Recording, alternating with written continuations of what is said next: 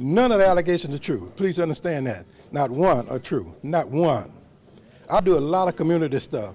If you come to my car, I can show you all the things I do. Okay? The Senate know that. But it's a lot of political stuff involved, so it's impossible. I mean, it's impossible to try to explain it. So you didn't use your campaign? No. I used my car to run my governor's campaign. I was on the road every night from county to county making speeches. What they expect me to do? I didn't have no money to stay in hotels and stuff. I used my car. That's permissible. You see, the first thing y'all need to do is to learn ethics laws throughout the country. And then you would find out that the real villains in South Carolina are not those of us who are been indicted and charged, but those senators and representatives who make money off the system, of taxpayers' dollars. That's the real villains in this case, not me. Robert, it sounds like your guilty plea just wasn't sincere then, based on what you said in there. Oh, no. I'm pleading guilty because I have no resources to go to court. It's a lot of money to go to court, at least $125,000 to $130,000.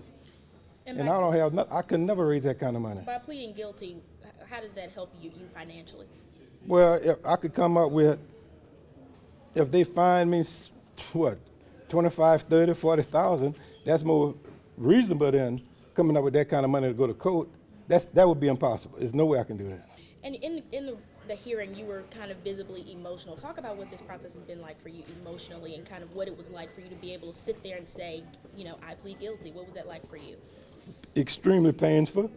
Because, see, that means all of the good things I did with those campaign contributions, it means it going out the window. All those people I benefited with that stuff, like homeless veterans and people had, 9 or 10 major activities for diabetes, all of the things I did for sororities and fraternities, all of the things I did for schools in this state, all of the things I did for Senate staff. We talked to my personal, like belts and all of that. That was for the staff because I want to show appreciation to them. Now, all you have to do is go in the Senate building and just ask them about Robert Ford, and you would get a good impression of who I am. I did things for the Senate staff, the sergeant at arms and secretaries that their own senators didn't do for them. And why? Because they work hard and we don't pay them no money. That's the kind of person I am. And I like to encourage everybody, please go see Selma. Then you would get a better understanding of who I am. What kind of work can we look forward to seeing you do from this point? Public service, same thing. To what capacity? Like I do now, public service. So public service means you're serving the, oh, no. Elected this office? is my life. What? Elected office? That's up to the voters. Could you run again? Would you consider running? Well, if the voters say so. I'm not in this for Robert Ford, I'm in this for the voters. I think I have the best record in the South Carolina history for as production is concerned. Y'all be surprised if y'all really find out who I am, all the things that I was responsible for in this state. That's why I didn't want to go down like this. I know you say you didn't do anything wrong. Would you have done it differently if you? No, you couldn't do it differently. I'm a public servant. My job is to serve the public. You go talk to AKAs and Deltas and Zetas and Sigmas. You'll see what I did for those ladies when they come to the State House. No elected official in America did.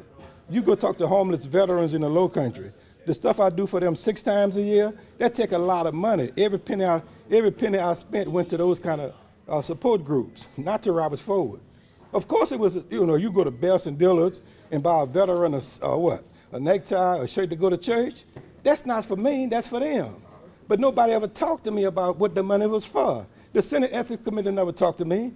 They was on a witch hunt, they was out to get me and they got me. Okay. What about the allegations that you used some of the money to pay rent? Man, listen, you allow 25% of your home for your office. I never went over 25%. I never went even close to 20%. See, y'all got to know, and these guys sometimes spend 75, 80%. If you look at their campaign disclosure, it's 100 times worse than mine would ever be. You could use your office as your business. I mean, your home as a business. Can you give any specifics on names who you're talking about?